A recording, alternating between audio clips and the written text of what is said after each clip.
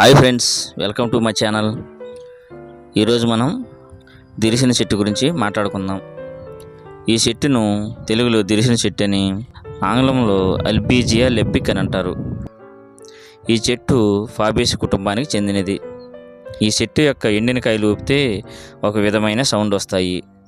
ఈ చెట్టు 50 సెంటీమీటర్ల నుండి 1 మీటర్ వరకు వ్యాసం కలిగి ఉంటుంది. దీని ఎత్తు 30 మీటర్ల వరకు పెరుగుతుంది.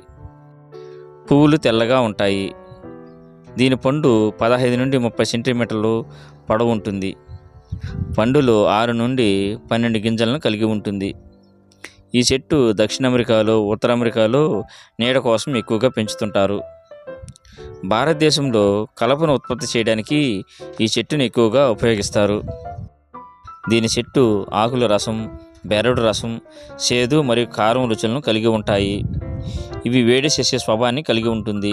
కంటిపోటుతో బాధపడేటప్పుడు ఈ చెట్టు బెరడును నీటితో నూరి ఆ మిశ్రమాన్ని కంటి చుట్టూ కొద్ది దూరంలో రాయటం వలన కంటిపోటు తగ్గుతుంది. అదేవిధంగా కొంతమంది పిల్లలకు దంతాలు త్వరగా రావు. అలాంటి పిల్లలకు దిరిసిన చెట్లు గింజలను దండగా వేసి మెడలో వేస్తే దంతాలు వస్తాయంటారు. ఈ చెట్టు గింజలను పొడిగా చేసుకొని ఆ పొడిని పరగడుపున 2 గ్రాముల మోతాదులో 1 కప్పు మంచినీటితో త్రాగితే రక్తపు మొలలు తగ్గుతాయి. రేచీకటికి ఈ గింజల పొడిని బియ్యం పిండితో కలిపి రొట్టిగా చేసుకుని ప్రతిరోజు తింటే రేచీకటి తగ్గుతుంది.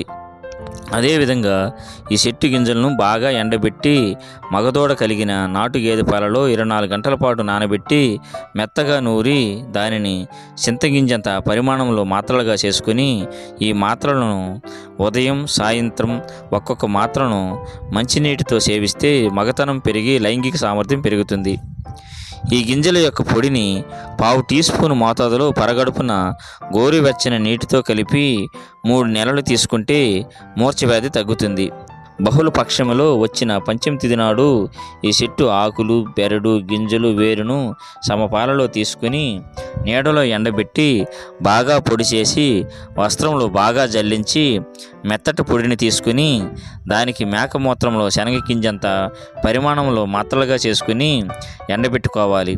దీనిని విష జంతువులు కాటు వేసినప్పుడు ఈ మాత్రలను నీటిలో కలిపి 3 పూటల తీసుకోవటం వలన విషం హరించిపోతుంది.